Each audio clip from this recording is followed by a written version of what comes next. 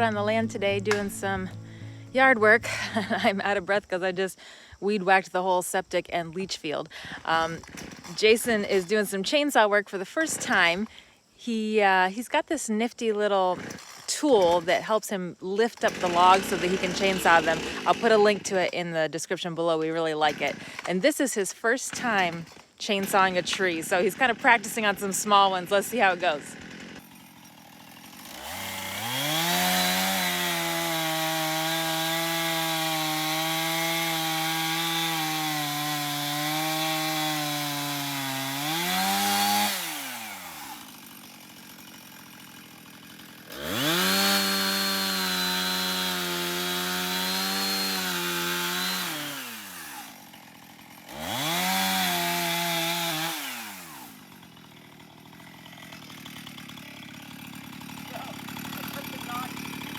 The notch further this way than I meant to.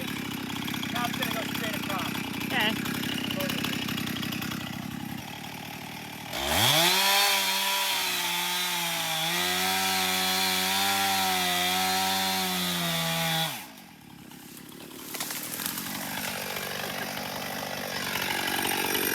Because they're too small, or I'm overcutting. Yeah.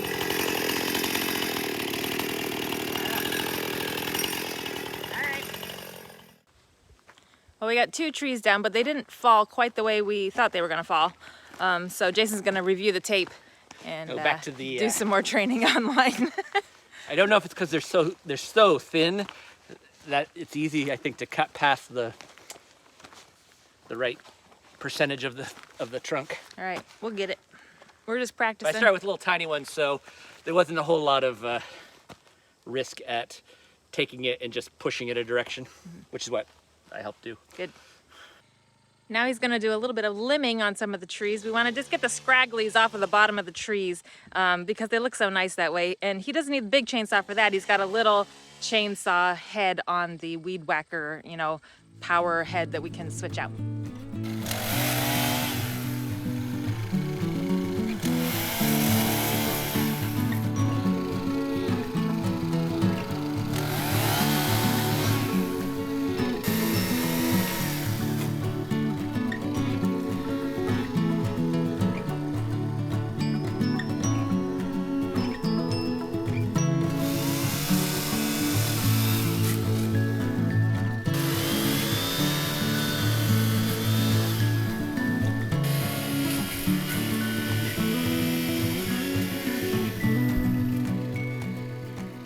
Okay, that's enough for one afternoon. It's getting warm out here.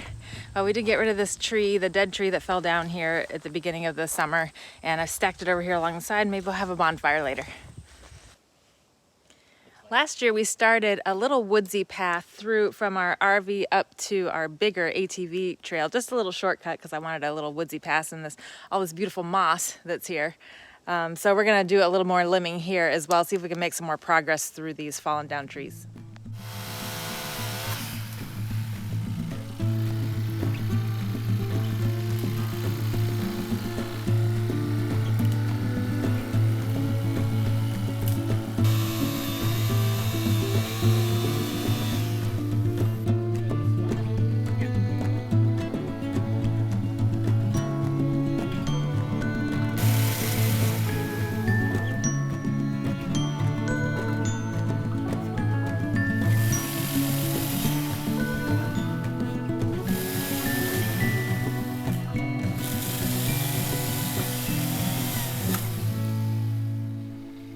I could chunk that in the middle and you could throw it to the side. You want me to?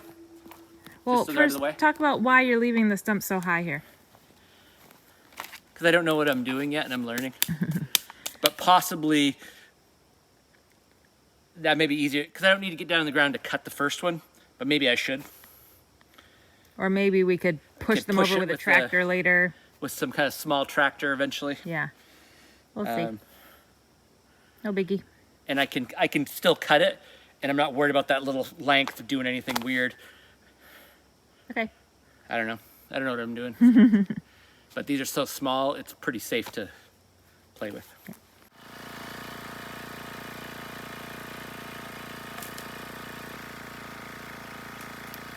Nice. That was fun.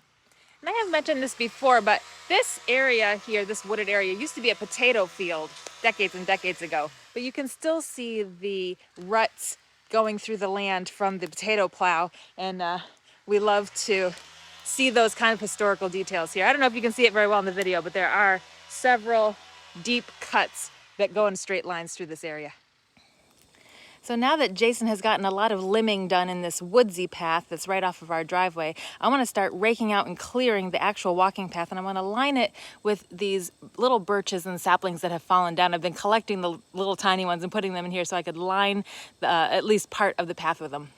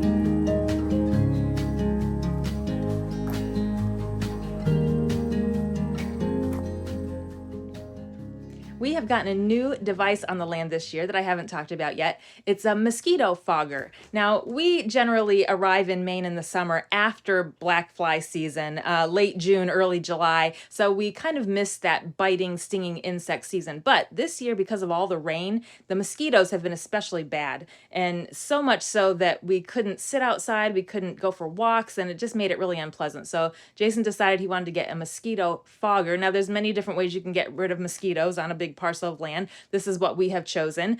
It knocks down the mosquitoes. It says for 6 hours, but we've experienced much longer than 6 hours. Even for a whole day, we will notice that there's no mosquitoes. You know, if we haven't fogged, the screen door of the RV might be covered with bugs and mosquitoes, but after we fog, there's no bugs waiting to get in once we open that door. So we've really enjoyed it.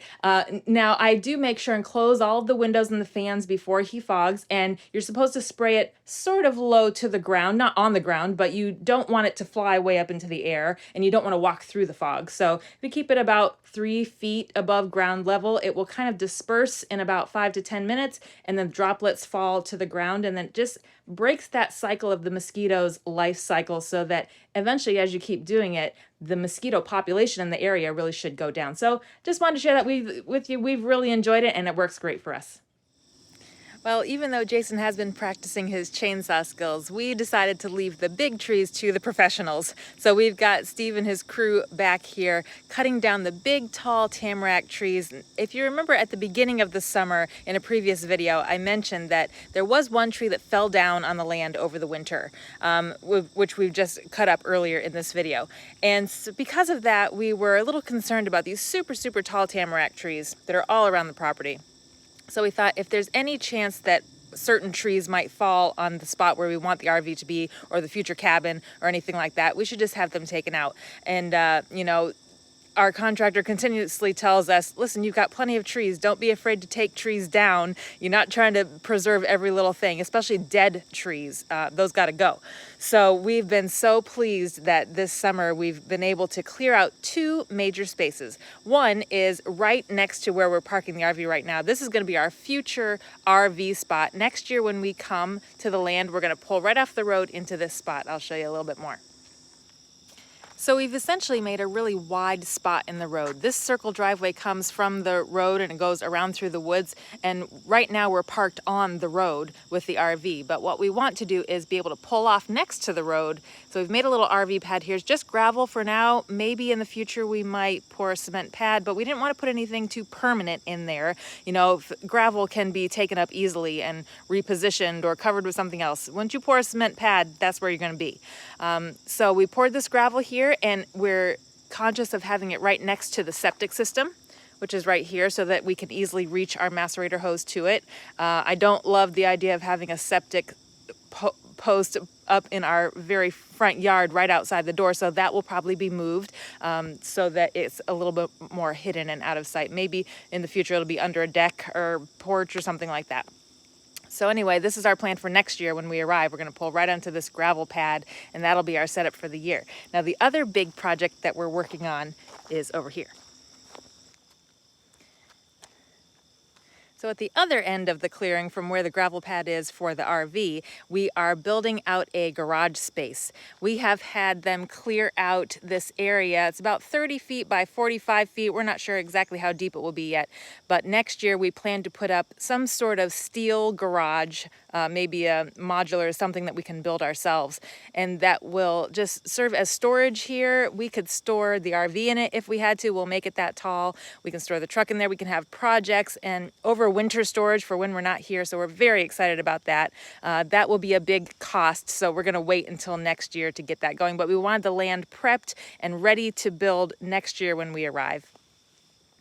And then right next to the garage area, we've just had him take out several tall trees here. You can see that there's a lot of stumps left still, but these were the tall tamaracks that were of concern to us for falling over to where the RV might be. So we just wanted to clear this out a little bit. And also there's a lot of dead trees in here that we wanted to get rid of. And I noted to Jason that once all the dead trees were cut out, it seemed like everything came to life. There was so much green. And I realized that what we had been looking at before was, you look at the tree line, if there's a lot of dead trees, it's just a lot of kind of beige and gray and not very pretty. And once those are gone, you can see all the beautiful green stuff behind it. So that was nice to realize, not only for safety, but also for the aesthetics of the land. Just having the dead trees gone is nice. And now these little pine trees and cedar trees and birch trees and everything that was being hidden by those tall trees gets some sunlight, and we'll be able to grow those up over the years.